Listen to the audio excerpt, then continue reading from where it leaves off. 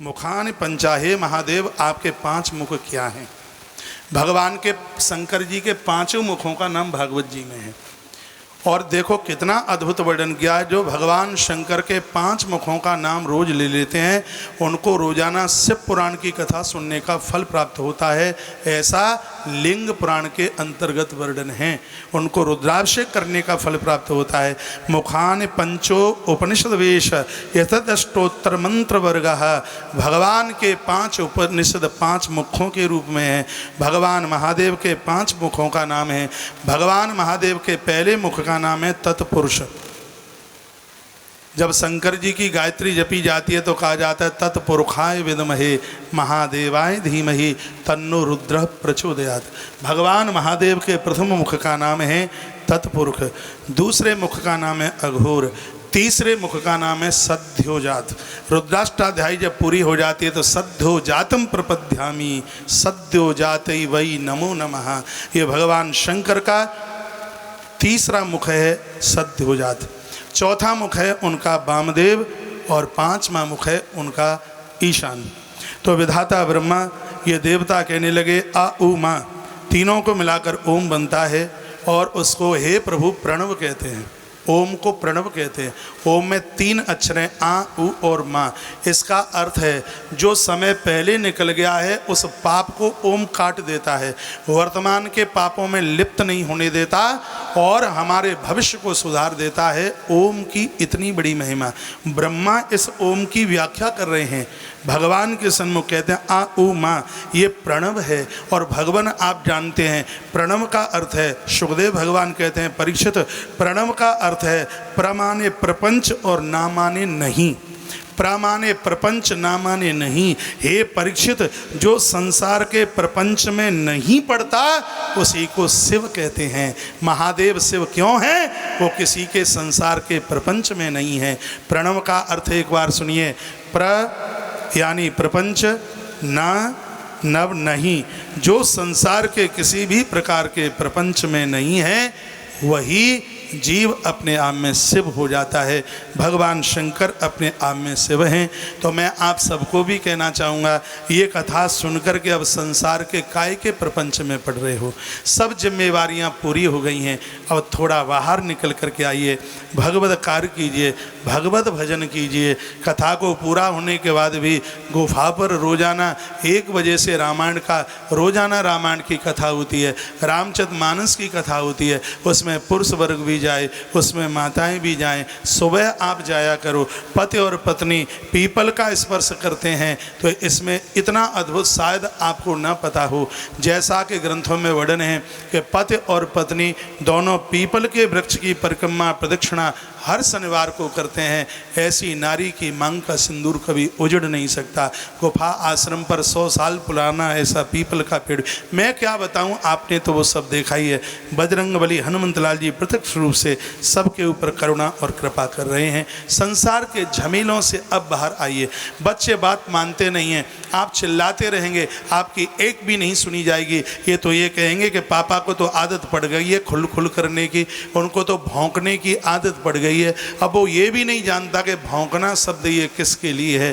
प्रपंच से अब थोड़ा बाहर चल करके आइए। संसार में रह रहे हो ऐसे रही है जैसे नाव पानी में रहती है। पानी नाव में आ जाएगा तो नौका डूब जाएगी। आपके अंदर हमारे अंदर भी संसार आके बैठ जाएगा तो ये जिंदगी की नाव भी डूब जाएगी। भगवान शंकर के नाम के व्याख्यान में विधाता ब्रह्मा ने जो कहा, सुखदेव भगवान ने वही राजा परीक्षित को सुना दिया। सागर का मंथन शुरू हो गया क्योंकि जहर भगवान शंकर पी गए। सुनिए, भगवान महादेव ने विष पिया, भरकुटी चढ़ गई, कंठ नीला हो गया, नाम हो गया बोले नीलकंठ भगवान की जय हो। कंठ में जहर विष नीचे लेके नहीं गए। भले लोग तो वही हैं कि जहर बुराई का नाम है और बुराइयों को कभी पेट में मत रखिए, इधर से सुनो उधर से निकाल दो। कंठ से नीचे कभी बुराइयों को लेके मन जाना।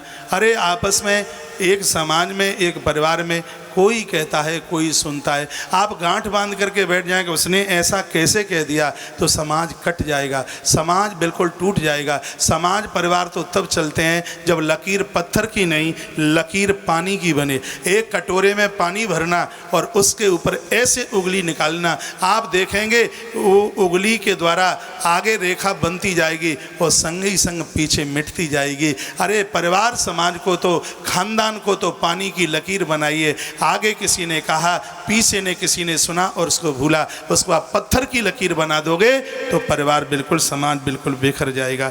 क्या अद्भुत कथाओं का वर्णन। भगवान शंकर ने विष को कंठ में रखा, नीचे लेकर के नहीं गए, भ्रकुटी चढ़ गई। भगवान नारायण ने देखा, नारायण की आंख में आंसू आ गए। कहा, प्रभु आपने जगत हित के लिए विष पिया है।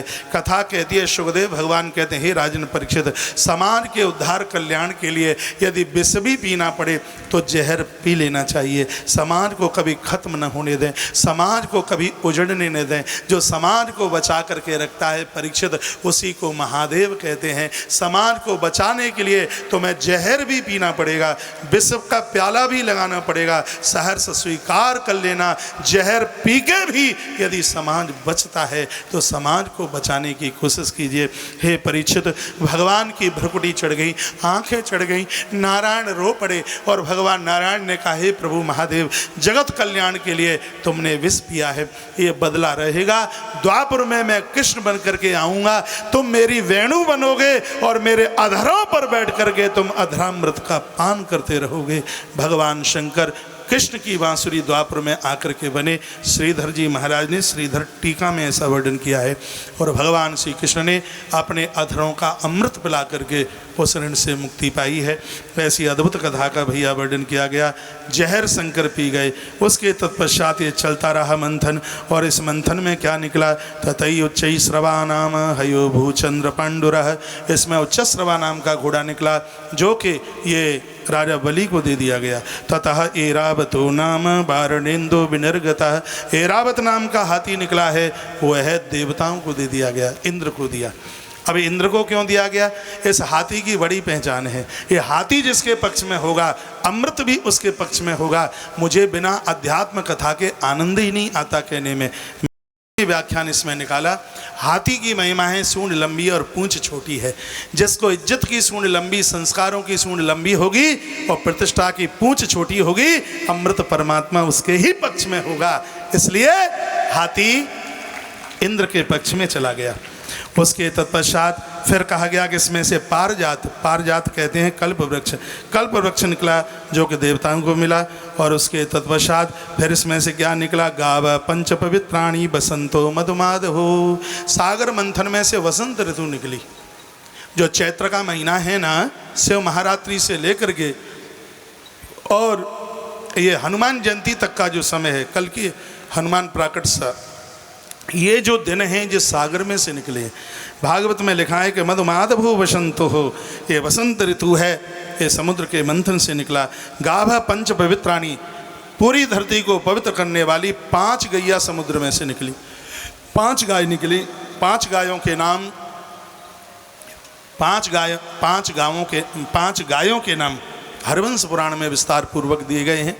पहली गैया है नंदिनी, दूसरी का नाम है सुरभि, तीसरी का नाम है बहुला, चौथी का नाम है सुभद्रा और 5वीं का नाम है सुशीला। उस समय 5 ही महात्मा आश्रम वाले थे। एक महात्मा थे वशिष्ठ, दूसरे थे गौतम, तीसरे थे महात्मा जमदग्नि और चौथे थे महात्मा भरद्वाज और 5 में थे महात्मा असित। इसलिए 5 गैया 5 महात्माओं को दी गई। पहली गाय जो नंदिनी थी वो गुरुदेव वशिष्ठ को दी गई। सुरभि नाम की जो गैया थी वो महात्मा गौतम को दी गई। बहुला नाम की गैया थी वो जमदग्नि महात्मा को दी गई। और सुभद्रा नाम की जो गैया थी वो महात्मा भरद्वाज को दी गई। और सुशीला नाम की जो गाय थी वो महात्मा असित को दी गई। तो यहाँ पर लिखा है गाभ पंच पवित्राणी वसंतो मधुमाधवो। ऐसी सुंदर सी 5 गैया निकली। और इसमें से क्या निकला, इसमें से तत्पश्चात स्वयं माँ भगवती लक्ष्मी रमा तो निकली लक्ष्मी, जिन्होंने भगवान का वर्ण किया। और तस्याम देवाश्रमान वा मोहिता संतस प्रहा चक्रे। इसमें से सबको पता है कि इसमें से स्वयं अमृत निकला। जैसे ही अमृत निकला, देखो एक क्या नई अद्भुत कथा है। जैसे ही अमृत निकला, विधाता ब्रह्मा जी ने कहा देखो अमृत निकला है, सबसे पहले भगवान नारायण को ये घट उनको परोसो, ये उनको दो। जैसे ही अमृत का कुंभ कलश निकला, देवताओं ने वह अमृत कलश भगवान नारायण के हाथ में रख दिया। भगवान नारायण इतने गदगद हो गए, इतने प्रसन्न हो गए कि वो घट में झांकने लगे कि इसमें अमृत कितना है। अमृत को देखकर भगवान नारायण इतने रो पड़े कि भगवान नारायण की आंख के अश्रु बिंदु उस अमृत घट में जाकर के गिरे और देखते ही देखते अमृत कुंभ में से विशाल तुलसी का वृक्ष प्रकट हो गया। बोलिए तुलसी मैया की जय हो। दो चीजें भगवान की आंख से निकली, एक रुद्राक्ष महादेव की आंख से प्रकट हुआ है। शंकर जी के आंख के आंसू धरती पर गिरे, रुद्राक्ष का पेड़ तैयार हो गया। इसका नाम ही रुद्राक्ष इसलिए, रुद्रा अक्षा यशसा रुद्राक्ष। अक्ष माने आंख, जो रुद्र की आंख से पैदा हुआ इसलिए उसका नाम रुद्राक्ष हुआ। ये तुलसी भी भगवान नारायण की आंख के आंसू उस अमृत कुंभ में जाकर के गिरे और उसमें से तुलसी का पेड़ तैयार हो गया। तुलसी वृक्ष को ब्रह्मा जी ने अपने आंगन में रखा, जिस वृक्ष की पूजा आज भी होती है, आज भी होती है। भगवान नारायण ने लक्ष्मी को कहा था कि तुम्हें धरती पर जाकर के मेरे साथ जाकर के पहुंचना है विविध शक्ति के साथ। तो माता नारायणी लक्ष्मी ने कहा कि जब तक धरती पर तुलसी नहीं होगी तब तक मैं धरती पर प्रकट नहीं होंगी। माता जानकी भगवती राधा रानी से पहले भी, माँ जगदम्बा पार्वती से पहले भी इस धरती पर विधाता ब्रह्मा के द्वारा तुलसी का रोपण किया गया, ऐसा ब्रह्म वैवर्त पुराण में लिखा है। इस मृत्यु लोक में सबसे पहला बगीचा विधाता ब्रह्मा ने अपने लोक से आकर के इस धरती पर उस तुलसी के वृक्ष को लगाया। ग्रंथाकार कहते हैं परम वैष्णव वो है जो तुलसी का आदर, तुलसी का मान, तुलसी का सम्मान करे। इस प्रकार से सागर मंथन की कथा, अमृत निकला और अमृत दैत्यों के हाथों में लग गया। सब जगह उसको वो ले करके भागे, लेकिन उसी समय भगवान गरुण देव ने झपट्टा मारा, 4 जगह इसको छिपाया। आज भी 12-12 वर्ष के बाद में संक्षेप करना पड़ रहा है। कुंभ का मेला वहाँ लगता है, पर्व लगता है। भगवान मोहिनी बन करके प्रकट हो गए। अहो रूपम अहो धाम अहो अस्यानवंबया इतदेताम भित्वत्या प्रपक्षु जात द्रक्षया। पूछा दैत्यों ने आप कौन हैं? भगवान ने अपनी मोहिनी उनके ऊपर डाल दी। कहा ये मत पूछियो मैं कौन हूँ, तुम चाहते क्या हो? तो कह दिया कि अमृत कलश निकला है तो इसका तुम बंटवारा कर देते। भगवान ने कहा तुमने मेरा विश्वास कैसे कर लिया? मैं तो चलती फिरती एक पुष्यला स्त्री हूँ। ये भगवान अपने मुख से ऐसा बोले, क्यों बोले ये तो उनको ही पता होगा। दैत्यों की परीक्षा भगवान ने ली। दैत्यों ने कहा ऐसा कौन होगा जो तुम जैसी सुंदर स्त्री के ऊपर जो विश्वास ना करे, मोहित न हो। ध्यान रखना, अमृत परमात्मा का नाम है। जो संसार के चमड़े के ऊपर फिसल जाते हैं, अमृत कभी उनकी कुंडली में आकर के बैठ ही नहीं सकता। इस कथा की असलियत यह है। भगवान ने उसका बंटवारा किया, देवताओं को अमृत पिला दिया। राहु मध्य में आकर के बैठ गया। चक्रेण चुड़धारेण जहरा पिबतस्य रहा। भगवान ने चक्र चलाया और उसी समय उसका मस्तक छेदन कर दिया। यस्तु परवड़ी चंद्र करवा विधात वे रधि। भगवान ने कहा सूर्य और चंद्रमा को तुमने इसकी चुगली करी, इसलिए यह ग्रहण तुमको लगेगा। भगवान कहते हैं मैंने उसको अमृत इसलिए पिलाया क्योंकि कभी पंक्ति का भेद नहीं करना चाहिए, कभी पंक्ति भेद ना करें। जो पंक्ति में बैठे हैं उनको बराबर परोसिए। जो पंक्ति का भेद करते हैं, सूर्य चंद्रमा को जैसा ग्रहण लगा, इसका मतलब है जो पंक्ति भेदन करते हैं उनके जीवन में ऐसा कोई कलंक का टीका लग सकता है वो उसकी ज़िंदगी का टीका मरने के बाद भी छूटने वाला नहीं है। इसलिए कभी भी पंक्ति भेद ना हो। हमने तो देखा है भैया, हाँ पहले मैं अब क्या बोलूँ, आप तो खुद ही समझदार हैं। कुएँ का मुहूर्त होता था। कुएँ का मुहूर्त आपने देखा होगा, उसमें गुड़ बढ़ता था। भूल नहीं गए हैं आप? कुएँ का मुहूर्त नहीं तुम्हें पता तो फिर तुम यहाँ के नहीं लंदन के जन्मे हैं। कुएँ का जो मुहूर्त होता था उसमें गुड़ बढ़ता था। बड़े बड़े होशियार लोग गुड़ बांटते थे। महाराज हम जैसे लोगों की कनपटी में थप चल दोबारा आ गया। वो अपने भतीजे को 4-4 बार डेला दे महाराज, बाबा डेला भर भर के दे दे, हमारी तो कनपटी सेक दे, दोबारा आया है। हमने कहा बाबा 23 सौगंध, हम तो एक ही बार आए हैं। ऐसा पंक्ति भेद जीवन में कभी भी नहीं होना चाहिए।